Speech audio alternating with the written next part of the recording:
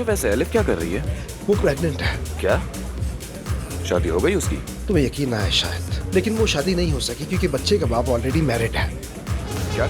चलो बस बहुत हो गया रोज, चलो नीचे आ जाओ। क्या हुआ अजलान? कुछ नहीं, तुम्हारा दिमाग खराब हो गया है। दिमाग तो तुम्हारा खराब हो गया है। तुमने हद कर दिया आज, चलो। इसीलिए तो मैं मना करती हूँ, बाहर का खाना मत खाया करो तुम लोग। अम्मी, इसका पेट खराब नहीं हुआ है, बल्कि ये नशे में आई है। नायला तुम चुप करो।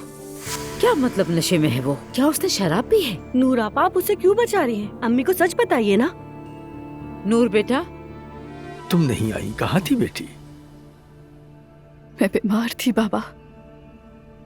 नहीं, तुम बीमार नहीं थी, नशे में थी तुम।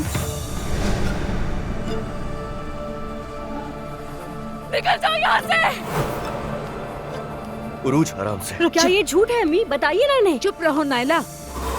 कल रात बाहर गए थे, मगर यहाँ हम जब बस... तुम्हारी माँ जान की बाजी लड़ रही थी, तुम क्लब में जाकर नाच गाने में मसरूफ थी, बदतमीज। हाथ कैसे उठा तुमने मेरी बीवी पर?